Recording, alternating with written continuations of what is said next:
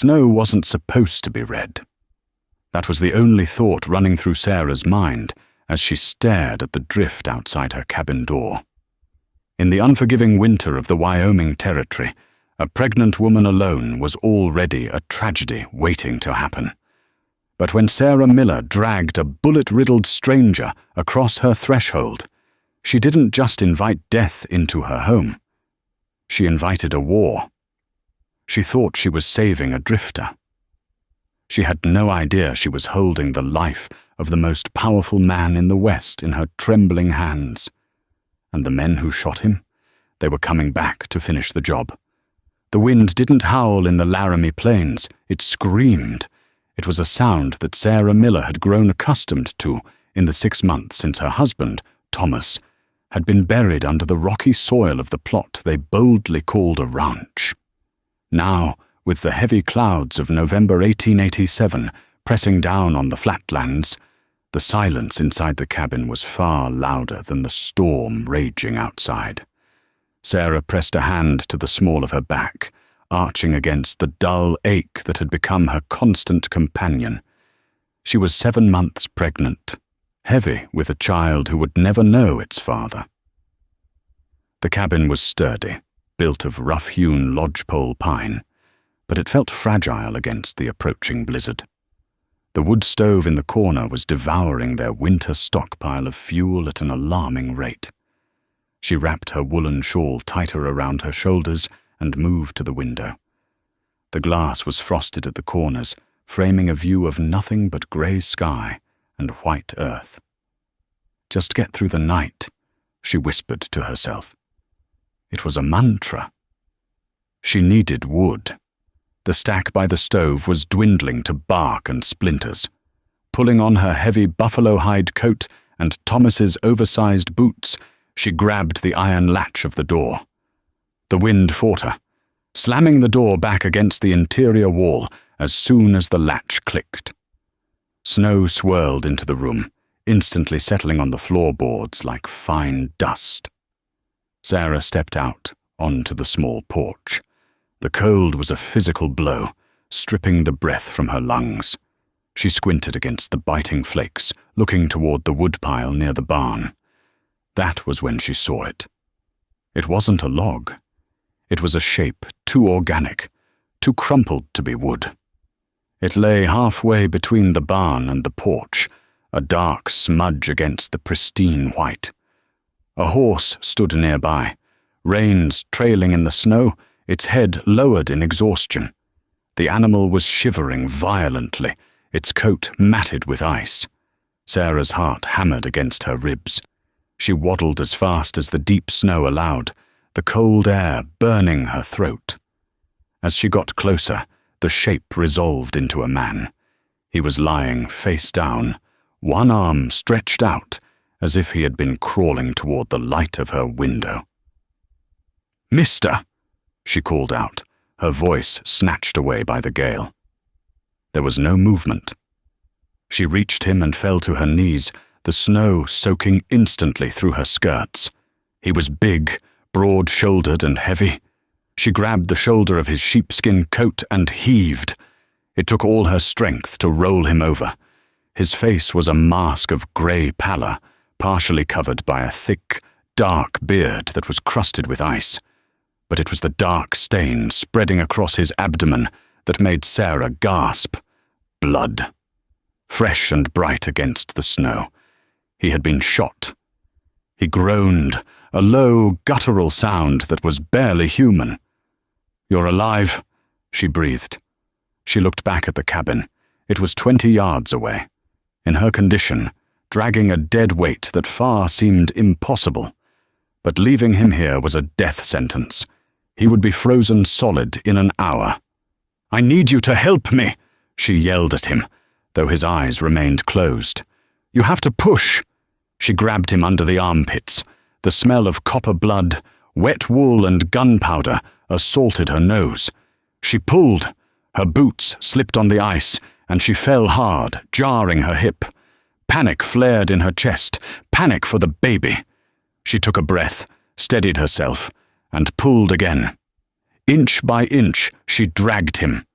The wind whipped her hair across her face, blinding her.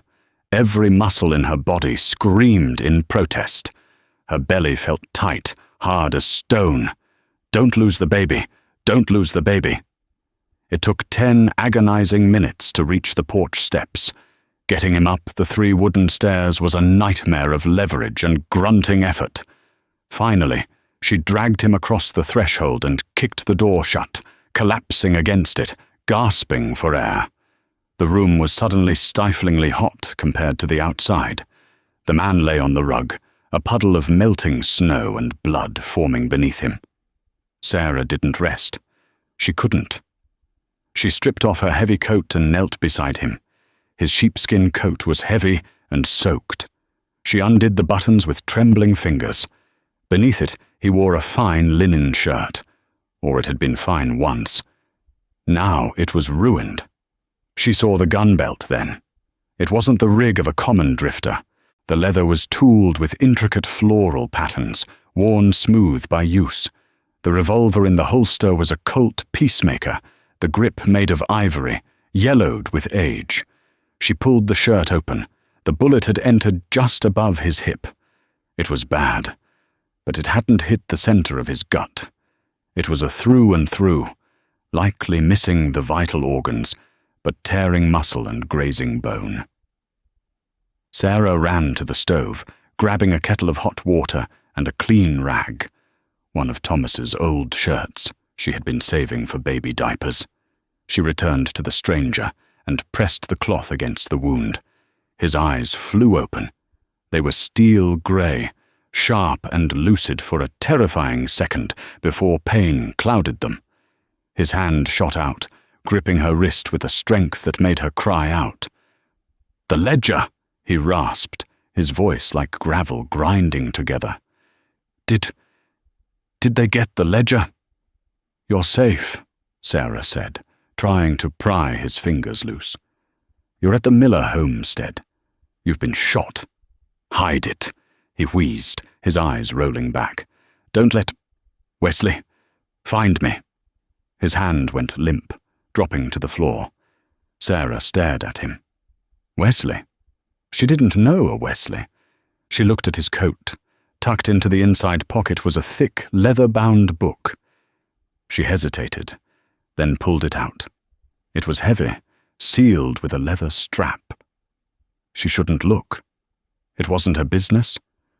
But this man had just ridden onto her land, bleeding out, talking about hiding things. She opened the cover. The first page didn't have a name. It had a list of ranches, the Bar K, the Flying J, the Triple C, the Miller homestead. Sarah froze. Her breath caught in her throat. She traced the ink with a rough finger. The Miller homestead. Beside each name was a figure, a dollar amount, and next to her farm, the word outstanding. She looked down at the unconscious man. He wasn't a drifter. He wasn't a cowboy. A drifter didn't carry a list of every ranch in the Laramie Plains. Who was he? And why did he have a record of her home? A heavy thud against the door made her jump. It wasn't the wind. It was a fist. Sarah scrambled to her feet, grabbing the shotgun Thomas had left mounted above the fireplace. She didn't check if it was loaded. She knew it was. She aimed it at the door. "Who is it?" she shouted, her voice shaking. "Open up, Mrs. Miller." The voice was muffled but unmistakable. It was oily, overly polite, and carried an undercurrent of menace. It was Hiram Calloway, the banker from town. Sarah looked at the dying man, then at the ledger in her hand. She shoved the book under the floorboards beneath the rug, kicked the rug back over it, and threw a blanket over the stranger's face and body, hiding the gun belt and the blood. "Just a minute," she yelled. She had a dying stranger on her floor, a list of debts she didn't understand, and the man who wanted to take her land standing on her porch. The storm outside was nothing compared to the one standing in her living room. Sarah smoothed her hair, though her hands were trembling so violently she could barely feel the strands. She kept the shotgun in the crook of her arm, barrel pointed at the floor but ready to rise. She unlatched the door. Hiram Calloway stood there, a smile plastered on his face that didn't reach his eyes. He was a small man, impeccably dressed despite the weather, wearing a beaver fur hat and a thick wool coat that looked like it cost more than Sarah's entire farm. Behind him stood two men, hired guns she recognized from town. One was huge, a man called Dutch, known for breaking jaws in saloon fights. "Mrs. Miller," Calloway said, stepping inside without waiting for an invitation. He stomped the snow off his boots, his eyes immediately scanning the small room. Terrible weather. Just terrible. "State your business, Mr. Calloway," Sarah said, stepping back to block his view of the lump under the blankets near the stove. "I'm not in the habit of hosting guests during a blizzard." Calloway's eyes lingered on the blankets. "Guests? I see you have company." "A sick calf," Sarah lied quickly. "Brought it in from the cold. It died an hour ago." Calloway chuckled, a dry, rattling sound. "A calf? Under a quilt? You have a tender heart, Sarah. That's what Thomas always loved about you. Too tender for this country, perhaps." He took a step closer, the scent of expensive bay rum cologne clashing with the smell of the wood smoke. "I'm here about the loan, Sarah. You missed the October payment." "I told you," Sarah said, her grip tightening on the shotgun. "I sold the last of the herd. I have the money. I just couldn't get to town before the storm hit." "Ah, yes. The money." Calloway sighed, taking off his gloves. "The thing is, the terms of the note were quite specific. Late is late, and my investors, they are losing patience. They want the land, Sarah. They see potential here that, frankly, a widow in your condition cannot manage." "I am managing fine," she snapped. "Are you?" Calloway gestured around the dim cabin. "You're burning your floorboards for heat. You're nursing dead livestock in your living room. This is no place for a child." He took another step. He was now only a few feet from the stranger. "I have a generous offer," Calloway said, reaching into his coat. "Sell. Now. Before the foreclosure goes through next week. I'll give you enough to move back east. Start over." "I'm not selling," Sarah said, raising the shotgun barrel an inch. "Get out of my house." Dutch, the big man by the door, shifted his hand toward his hip. "Easy now," Calloway said, raising a palm. "No need for hysterics. We're just neighbors talking." Suddenly, a low moan emanated from beneath the blankets. It wasn't the sound a calf would make. It was distinctly human, a groan of agony. Calloway's eyebrows shot up. The smile vanished. "That's a peculiar sound for a dead calf, Mrs. Miller." Before Sarah could stop him, Calloway stepped forward and used the toe of his polished boot to flip the edge of the blanket back. The stranger's face was revealed, pale, bearded, eyes squeezed shut in pain. Calloway froze. He stared at the face for a long, intense moment. Sarah watched his reaction carefully. She expected surprise or anger that she was harboring a man. Instead, she saw something else in Calloway's eyes. Fear. Pure, unadulterated terror. He recognized him. Calloway stepped back quickly, almost tripping over his own feet. He looked at Dutch, then back at Sarah. The arrogance was gone, replaced by a frantic, nervous energy. "You," Calloway stammered, pointing a shaking finger at the man on the floor. "Do you know who this is?" "He's a stranger," Sarah said, confused by his reaction. "I found him in the snow." Calloway looked like he was calculating 1,000 variables at once. He licked his lips. He's a bandit, a known killer.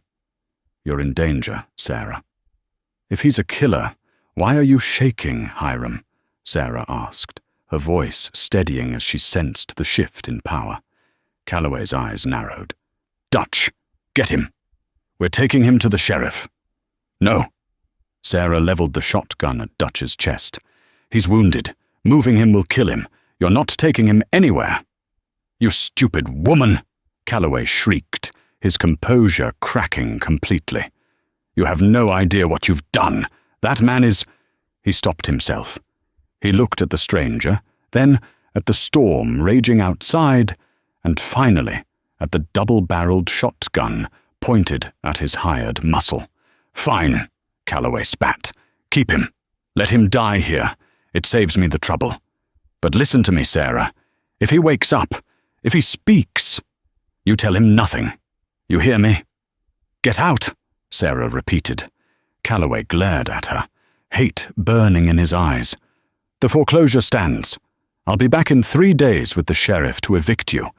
And if I find you've been conspiring, it won't just be the land I take." He signaled to his men. "Let's go." They backed out of the door, the wind howling as it opened and slammed shut. Sarah locked the latch and immediately slumped against the wall, her knees giving out. She slid down until she hit the floor. Her heart was racing so fast she felt dizzy. Why was Calloway so afraid? She crawled back to the stranger. He was shivering violently now. The fever was setting in. "Who are you?" she whispered, brushing the hair back from his clammy forehead. The stranger didn't answer, but his hand moved, twitching at his side. He was reaching for his gun even in his sleep. Sarah got up and retrieved the ledger from under the floorboards.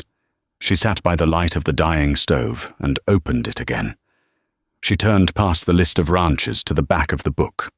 There were notes, detailed, meticulous notes in neat handwriting. Calloway is skimming off the top, cooking the books at the Cheyenne Bank. He thinks I don't see. Sheriff Paddock is on his payroll. Wesley is getting impatient. He asked about the inheritance again. And then the last entry, dated 2 days ago, meeting Wesley at the ridge. He says he has proof of Calloway's theft. Going alone. Sarah closed the book, her hands cold. This man wasn't a bandit. He was the man Hiram Calloway worked for. He was the money behind the bank. He was the owner of the debt. She looked at the man on the floor. If Calloway wanted him dead, it meant this stranger was the only thing standing between Calloway and total control of the territory. And by saving him, Sarah had just placed herself directly in the crossfire. The stranger coughed, a wet, hacking sound. Blood trickled from the corner of his mouth. He needed a doctor. But the nearest doctor was in town, and town was owned by the men who wanted him dead. Sarah Miller, a widow with a child coming any day, realized she had to do the one thing she had never done before. She had to perform surgery. She went to the kitchen cabinet and pulled out a bottle of whiskey and a sharp paring knife. She threw more wood into the stove, ignoring her rationing. The fire roared to life. "Don't you die on me," she told him. "You owe me answers, and you owe me a ranch." The kitchen table was scrubbed with lye soap until the wood was bleached nearly white. But by the time the sun failed to rise the next morning, hidden behind a wall of relentless grey snow, the table was stained dark again. Sarah had never dug a bullet out of a man before. She had removed a thorn from a horse's hoof and once stitched up Thomas's arm when he snagged it on barbed wire. But this was different. This was digging into living meat. The night before had been a blur of terror and determination. She had dosed the stranger with half a bottle of Thomas's whiskey, forcing it down his throat until he choked and sputtered, half-conscious. Then she had sterilized the paring knife in the blue flame of the stove. When the metal touched his skin, he had screamed, a raw animal sound that made Sarah's own stomach turn. She had to use her body weight to hold him down, pressing her forearm against his chest while she worked, praying the baby wouldn't be harmed by the struggle. The bullet was lodged against the pelvic bone. It took her 20 minutes of gruesome work to lever it out. It hit the floor with a heavy clink, a flattened piece of lead that had almost changed history. Now, 2 days later, the cabin was quiet again. The storm had buried them. The snow was drifted halfway up the windows, casting the interior into a perpetual twilight. Sarah moved like a ghost, her energy sapped. She checked the stranger's forehead every hour. The fever had spiked violently the first night, his body burning so hot she thought he might combust. He had thrashed and muttered, calling out names. "Wesley, don't do it. The deeds, the water rights. Mother." Sarah had kept cool rags on him, changing them until her own hands were numb. On the morning of the third day, the fever broke. Sarah was sitting in the rocking chair, the shotgun across her lap, dozing fitfully. A sound from the bed jolted her awake. It was the rustle of straw ticking and a sharp intake of breath. She sat up, gripping the gun. The stranger was awake. He was trying to sit up, but his body betrayed him. He collapsed back onto the pillows, a sheen of sweat on his face. His hand instinctively went to his hip, groping for the holster that wasn't there. "It's gone," Sarah said, her voice raspy from disuse. "I put it away." The man turned his head slowly. His eyes were clear now, the steel grey piercing through the gloom of the cabin. He looked at Sarah, then at the shotgun, then around the room. He took a moment to calibrate his reality. "You're the woman," he said. His voice was weak, stripped of the gravelly menace it had held when he first arrived, but the authority was still there. "The one in the snow." "Sarah Miller," she corrected. "And you're lucky to be alive, mister. You lost a lot of blood." He touched the bandage at his side. "You did this?" "Didn't see anyone else around to do it," she said, standing up. She walked to the stove and ladled some broth into a tin cup. "Drink this. You need strength." He watched her approach with the wariness of a trapped wolf. When she handed him the cup, his fingers brushed hers. His skin was rough, calloused from work, not just gunplay. "Where is my gun?"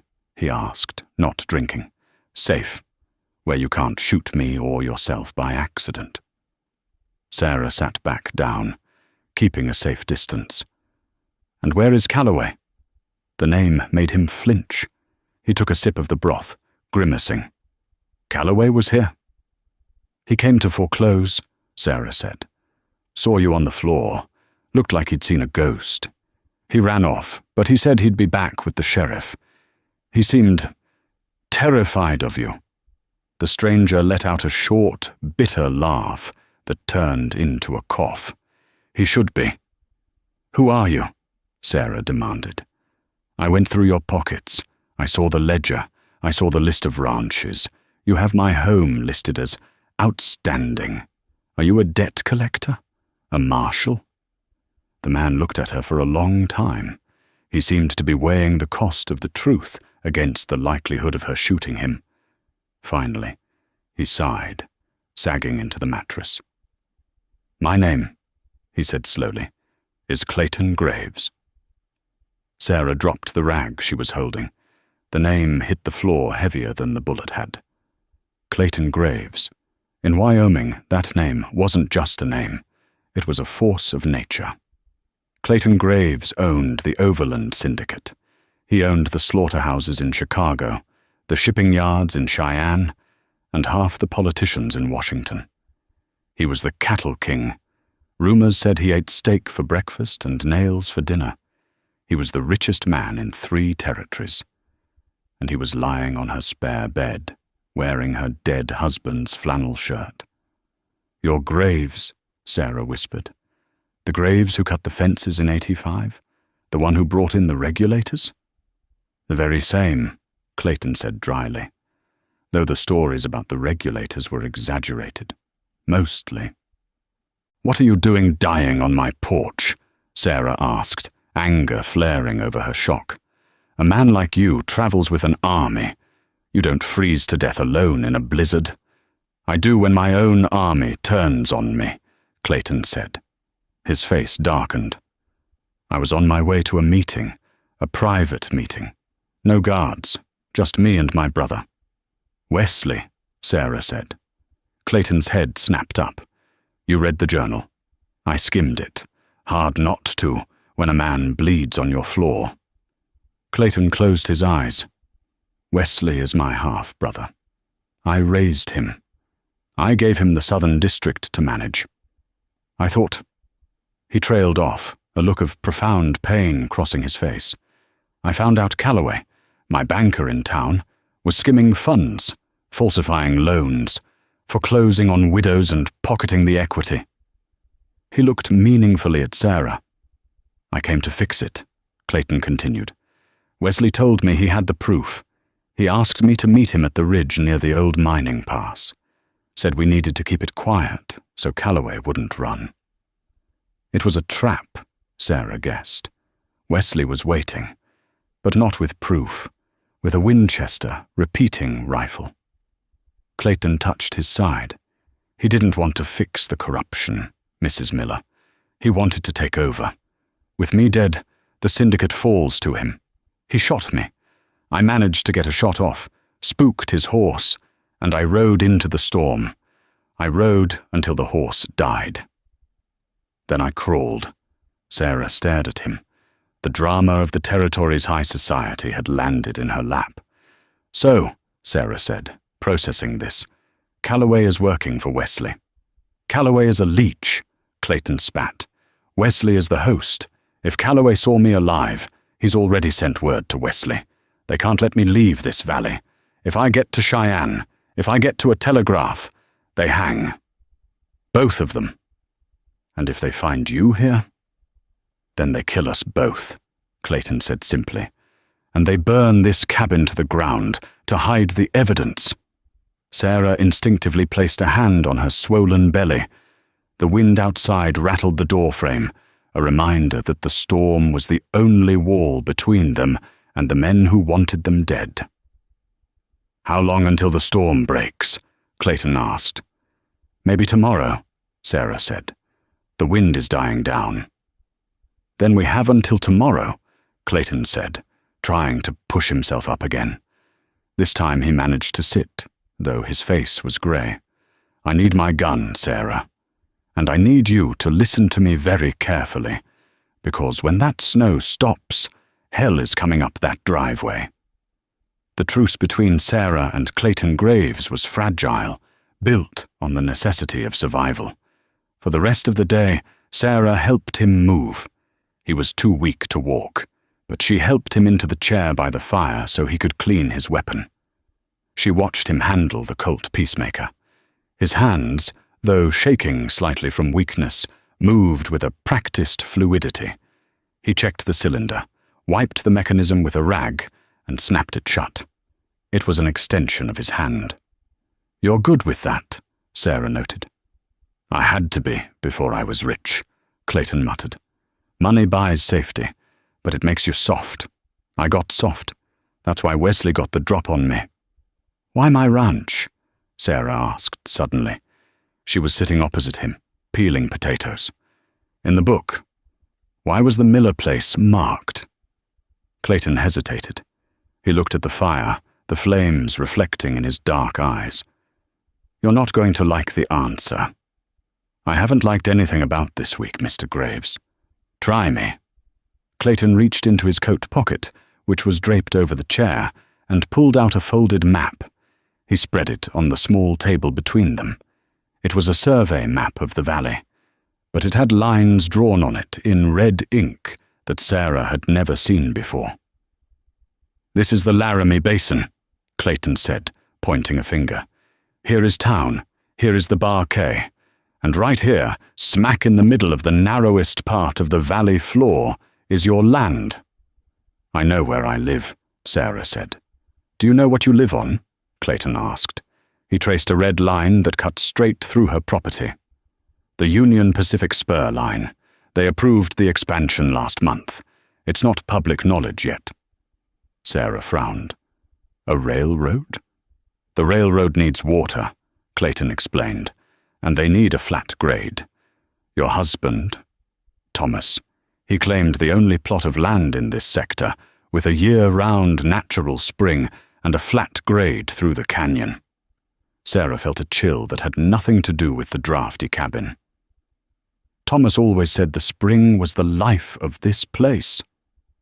It's worth a fortune, Clayton said quietly. Not the cattle. The right-of-way. If the railroad goes through here, this land is worth $50,000. Maybe more. Sarah dropped the potato peeler. $50,000. It was an unfathomable sum. Thomas had died trying to scrape together $50 for seed corn. Calloway knows, she whispered. Calloway knows. Wesley knows, Clayton said. That's why they squeezed you. They didn't want the $300 you owed on the loan. They wanted you to default. If they foreclose, the bank takes the deed. Then Calloway sells it to the railroad for a massive profit and kicks a percentage up to Wesley. Sarah stood up, fury trembling in her limbs. They killed him, she said, her voice shaking. Thomas worked himself to death trying to pay them. He was out in the rain fixing fences because we couldn't afford a hand, and he got pneumonia. They watched him die so they could steal his land. Clayton looked at her with a strange expression, respect mixed with regret. Yes, that is exactly what they did. It's how the West is built, Mrs. Miller. Blood and deeds. And you? Sarah challenged. You're the head of the syndicate. You profited from this system. I did, Clayton admitted. I built the machine. But I never sanctioned murder of honest men, and I never stole from widows. There are rules, even for wolves. He leaned forward, wincing in pain. I can't bring your husband back, Sarah. But if we survive this, if you help me get out of this cabin alive, I swear to you, I will make them pay. I will burn Calloway's bank to the ground, and I will strip Wesley of everything he owns. And you will never worry about money again. It was a seductively simple promise. But before Sarah could answer, a sound cut through the air. It was distinct, the sound of a horse whinnying. Sarah rushed to the window. The snow had stopped falling. The clouds were breaking, revealing a sliver of pale, cold moon. The wind had died, and down at the bottom of the long driveway, dark shapes were moving against the white snow. Torches flickered in the darkness. They're here, Sarah said, her heart leaping into her throat. Clayton struggled to his feet, grabbing the table for support. How many? Sarah squinted. 4. No, 5 riders, and a wagon. The wagon is for my body, Clayton said grimly. Wesley doesn't leave loose ends. Clayton checked his revolver. He had 5 bullets. Sarah had the shotgun, with 2 shells in it, and a box of 10 more on the shelf. They won't rush the house immediately, Clayton said, his tactical mind taking over. They don't know if I'm alive or dead, or if you're alone. Calloway is a coward. He'll send the hired guns first to test the waters. What do we do? Sarah asked. She felt a sharp cramp in her stomach. Stress, or the baby, she didn't know. She pushed it aside. We barricade, Clayton said. Push the dresser against the door. Douse the lamp. We make them come to us. He looked at Sarah. Can you shoot that thing? He asked, nodding at the shotgun. I can hit a coyote at 50 yards, Sarah said, her fear hardening into a cold resolve. She thought of Thomas. She thought of the railroad money. She thought of Calloway's smirk. Good, Clayton said, because these aren't coyotes, they're hyenas, and we need to kill every last one of them. Sarah blew out the lantern. The cabin plunged into darkness, illuminated only by the dying embers of the stove and the moonlight slicing through the frosted window. Outside, the riders were getting closer. The snow crunching under the hooves sounded like thunder in the silence. Sarah, Clayton whispered in the dark. Yes. If they get in, if I go down, don't let them take you alive. Not Wesley. Sarah gripped the cold steel of the shotgun. Nobody is taking me anywhere, she hissed. This is my land. The first shot rang out, shattering the silence of the plains. The glass of the upper window exploded inward, spraying shards across the floor. The siege of the Miller homestead had begun. The shattered glass from the window crunched under Sarah's boots as she scrambled behind the heavy oak overturn of the kitchen table. The cabin, once her sanctuary, had transformed into a cage. The moonlight streaming through the broken pane was no longer beautiful. It was a spotlight, and she was the target. "Stay low," Clayton hissed from his position near the stove. He had dragged himself into the corner, using the cast-iron bulk of the wood burner as a shield. His face was a mask of sweat and concentration. The Colt peacemaker held steady in a two-handed grip. Outside, the night was deceptively quiet after the initial gunshot.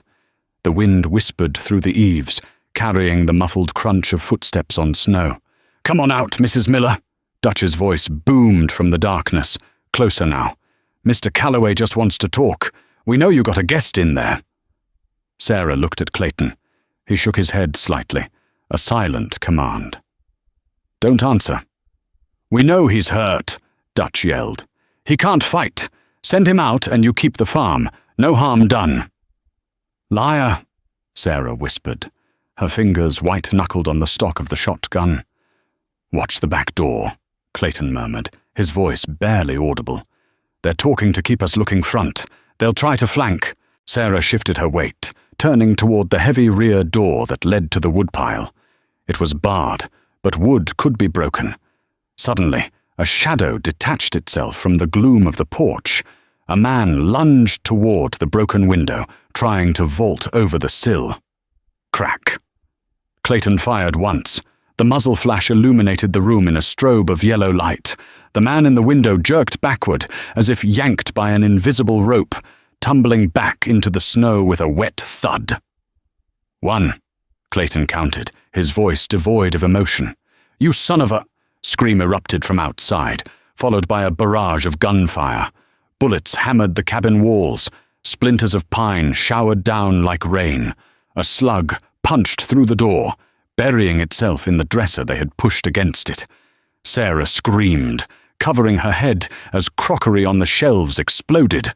The noise was deafening. The smell of black powder drifted into the room, acrid and sharp. "Save your ammo!" Clayton yelled over the roar. "Let them waste theirs!" The shooting stopped as abruptly as it had begun. Silence rushed back in, ringing in Sarah's ears. "You okay?" Clayton called out. I'm okay," Sarah stammered, checking herself. She was shaking uncontrollably, but she wasn't hit. "That was suppression fire," Clayton explained, reloading his single spent chamber. "They're moving. Sarah, listen to me. The back door. Now." Sarah spun around just as a heavy boot kicked the back door. The wood groaned, another kick, and the bar bracket began to splinter. "They're breaking in," she cried. "Shoot through the door," Clayton commanded. "Waist high. Do it!" Sarah hesitated. Killing a man. It was a mortal sin. It was everything she wasn't. But then she looked at the crib in the corner, the one Thomas had built for the baby. She looked at the red line on the map Clayton had shown her. They weren't just here for Clayton. They were here to erase her existence. The door bowed inward under a massive impact. Sarah squeezed the trigger. The shotgun roared, kicking her shoulder with the force of a mule. The blast shredded the center of the wooden door. A scream of agony pierced the night from the other side, followed by the sound of a body hitting the ground and scrambling away in the snow.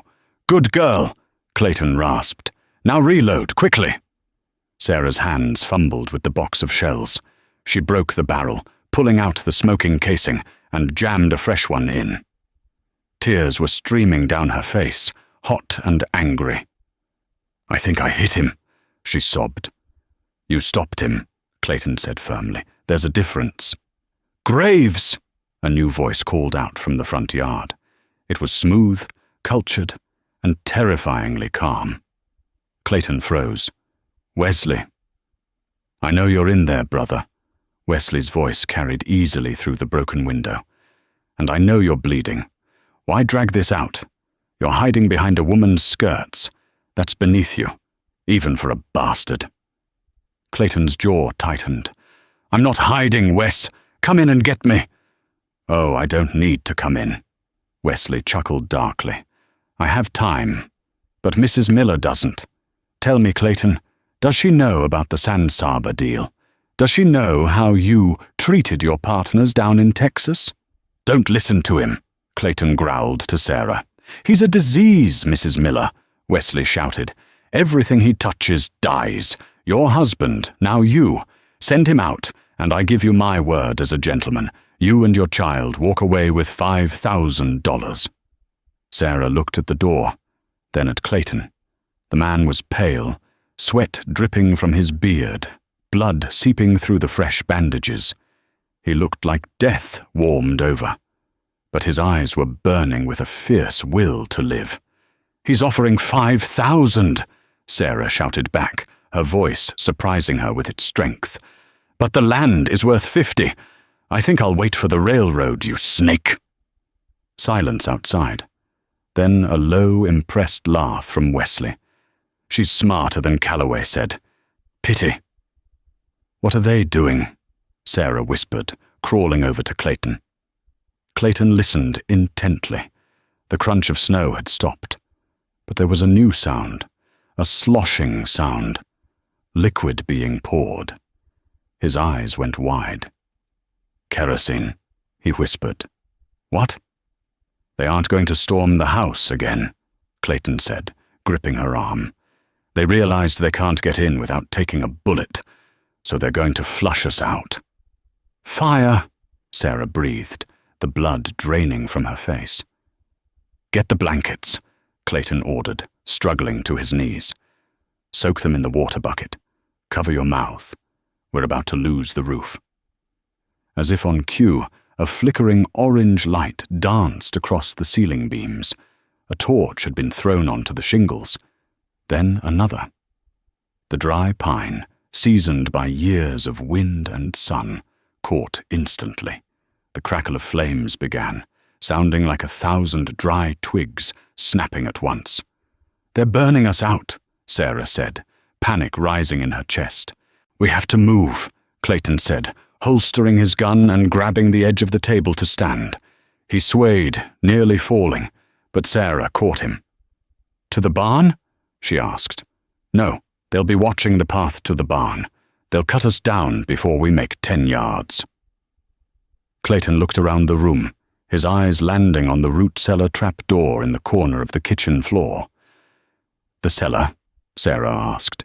If the house burns down on top of us, we'll bake. Does it have an outside storm hatch? Clayton asked. Yes, but it's drifted over with snow. I haven't opened it since November. It's our only chance, Clayton said.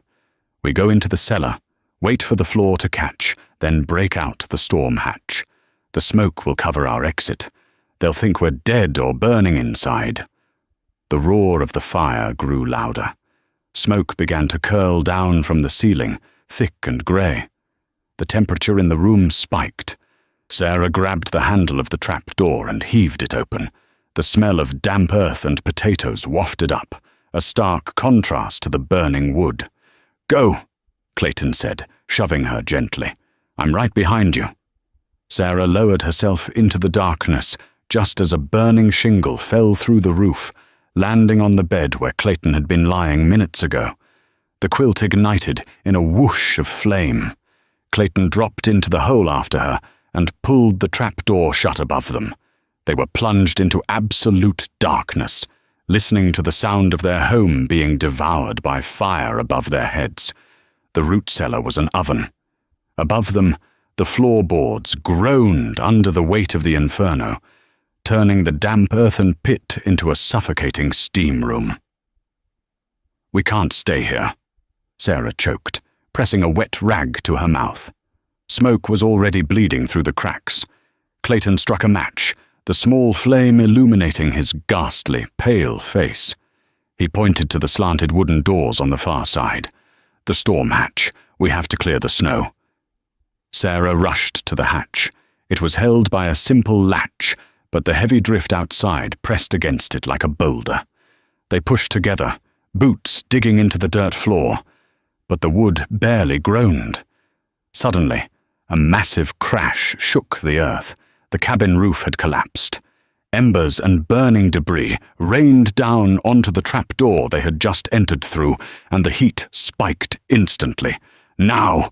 Clayton roared. "Push!" Driven by the terror of being buried alive, Sarah threw her weight against the hatch. With a sucking sound, the snow gave way. An avalanche of white powder dumped into the cellar, and they scrambled up the muddy slope, gasping as they emerged into the freezing night. The cabin was a roaring pyre, painting the snow in violent shades of orange and red. The heat singed the hair on Sarah's arms, even from 20 feet away. "Keep low," Clayton commanded, dragging her into the shadow of the stone spring house. Through the roar of the fire, voices drifted from the front yard. "Did they come out?" Calloway's frantic voice asked. "No," Wesley answered calmly. "I watched the doors. They're cooking in there. Better this way. Fire purifies." Sarah felt a wave of nausea. They were being written off as ash. "We need the horses," Clayton whispered. He tried to stand, but his leg buckled, and he hit the snow hard. Fresh blood turned the ground black beneath him. His wound had torn open. "Leave me," he gasped. "Hide in the woods." "I am not leaving you," Sarah said fiercely. Then a sharp pain ripped through Sarah's abdomen, a vice-like grip that stole her breath. She doubled over, clutching her belly. "Sarah." "The baby," she groaned through gritted teeth. It's time." Clayton's eyes went wide. "Now! Jesus, Sarah, we're trapped." "I don't have a choice," she cried out. Before Clayton could answer, the horses near the fence line whinnied. A single rider emerged from the smoke, moving slowly toward the inferno. He wore a long duster coat and stopped his horse just outside the ring of firelight. "Who goes there?" Dutch yelled, raising his rifle. The rider didn't answer. He simply struck a match and lit a cigar, the flare illuminating a silver badge on his chest. "Sheriff Paddock?" Calloway called out nervously. "Paddock is in his own jail cell," the rider boomed, his voice deep as a canyon echo. "I'm U.S. Marshal Bass Reeves, and I have a warrant for a Hiram Calloway and a Wesley Graves." Clayton's eyes widened. "I sent a telegram. I didn't think he'd make it." "Kill him!" Wesley screamed. "Kill him now!" The night exploded into gunfire. Dutch and the hired guns opened fire, but Reeves was already moving, dropping behind the cover of the wagon and returning fire with terrifying accuracy. "Now," Clayton said, gripping Sarah's arm. "While they're fighting, we have to get to the barn." "Can you walk?" Sarah asked, tears of pain in her eyes. "For this? I'll crawl." Using the chaos of the shootout as cover, the pregnant widow and the dying cattle king moved through the shadows. They reached the barn door just as Sarah's water broke. She collapsed onto a pile of hay in the first stall. "I can't do this," she sobbed. Clayton slammed the barn door shut and barred it. He limped over to her, checking his revolver. 2 bullets left. "You have to," Clayton said, kneeling beside her. "Push, Sarah. Push like your life depends on it." Outside, a bullet splintered the barn wall. "They know we're here," Wesley shouted. "Burn the barn! Burn it all!" The barn smelled of dry hay and impending death. Outside, the world was ending in fire and lead, but inside the stall, Sarah Miller was fighting a battle as old as time. "I can't!" Sarah screamed, her back arching off the straw. Clayton knelt beside her, his face a mask of ash and sweat. He holstered his gun to grip her hand. "You dragged a 200-pound man through a blizzard," he growled. "You stood down a banker with a shotgun. You are the toughest thing in this valley. Now bring him out." Outside, the rhythmic crack, crack, crack of Marshal Boss Reeves's rifle had silenced the chaotic suppression fire of the hired guns, but the danger was far closer. "Burn it!" Wesley's voice shrieked from the yard. "Forget the marshal! Throw the torches!" Clayton moved to a crack in the siding. Through the gap, he saw the cabin, a skeleton of flame. 2 hired guns lay dead in the snow. Marshal Reeves was advancing from the wagon, firing with methodical precision, but Wesley Graves was sprinting toward the barn, flanked by the limping giant, Dutch. "They're coming," Clayton said. He checked his Colt. 2 bullets, 2 targets. His hands shook violently from blood loss. "Clayton!" Sarah gasped. "The head! I feel the head!" "Push!" he yelled, turning back to the door. Dutch reached the barn first, slamming his massive shoulder into the wood. The bar bracket splintered. "Open up and die!" Dutch roared, kicking the door wide. He filled the frame, a giant silhouette against the firelight. Bang! Clayton's shot took him in the chest. Dutch stumbled backward, dead before he hit the snow. 1 bullet left. Clayton spun toward the opening, expecting Wesley, but the doorway remained empty. Instead, a bottle smashed against the side of the barn. The smell of kerosene flooded the stall, followed instantly by the roar of igniting wood. The flames began to climb the wall, eating their way toward the roof. "He's not coming in," Clayton realized with horror. "He's cooking us!" Sarah let out a guttural, primal cry. With one final, earth-shattering effort, the silence of the barn was broken by a wet, sputtering wail. Clayton turned. In the straw, a small, slick form wriggled. "It's a boy," Sarah sobbed, collapsing back. "Thomas, it's a boy." Clayton stared at the life before him, a miracle in the midst of a massacre. But the fire was roaring now, smoke curling under the eaves. "We have to go."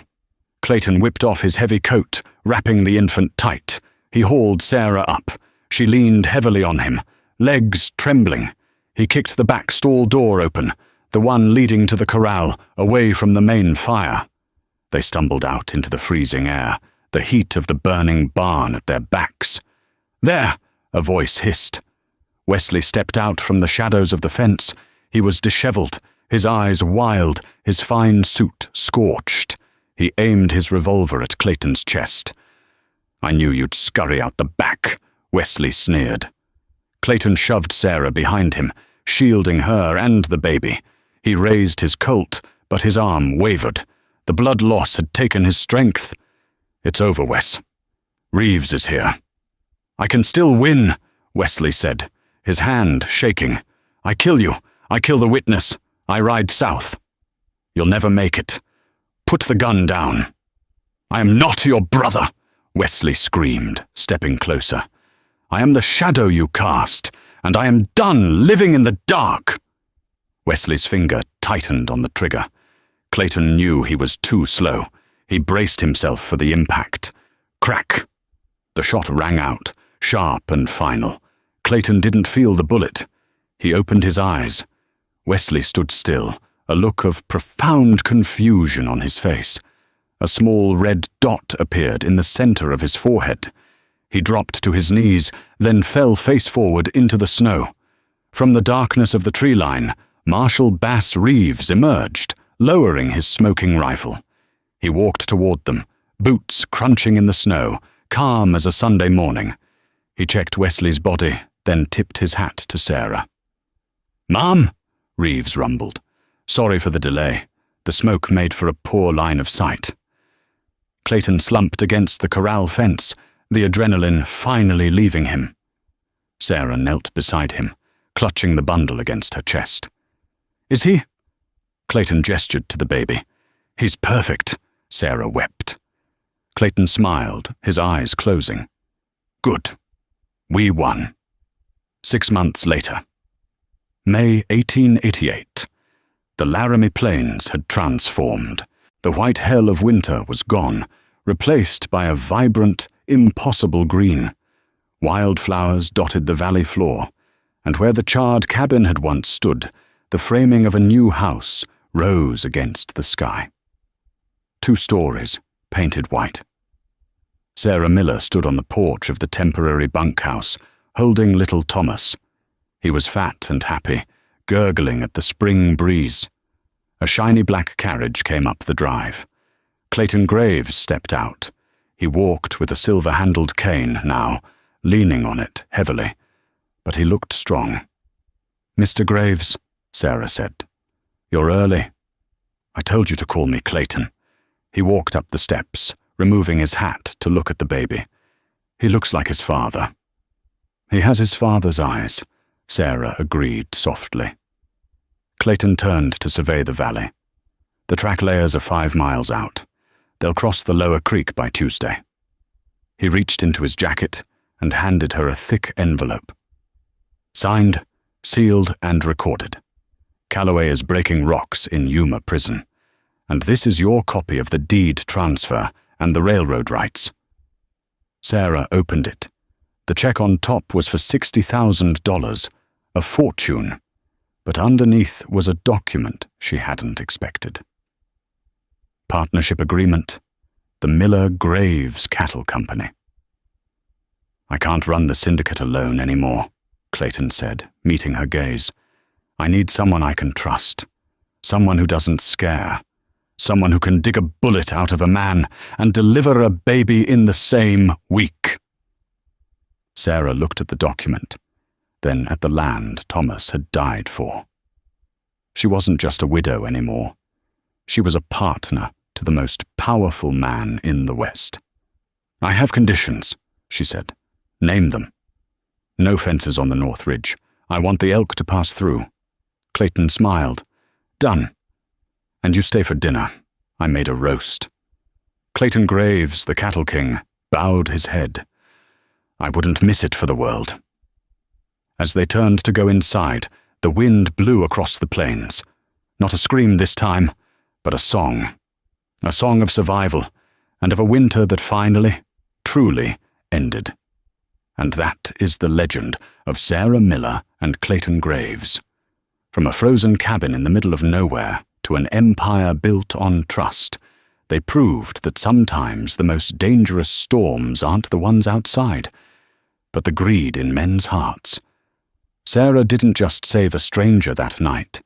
She saved herself, her son, and the very soul of the territory. History might not record every detail of that bloody night, but in the Laramie Plains, the locals still talk about the widow Miller, the woman who faced down the devil and walked away with a fortune. If you enjoyed this story of grit and redemption in the Wild West, please hit that like button. It really helps the channel grow. Share this video with a friend who loves a good Western mystery, and don't forget to subscribe and ring the bell so you never miss a new story. We have plenty more tales from the frontier coming your way. Thanks for listening, and we'll see you at the next campfire.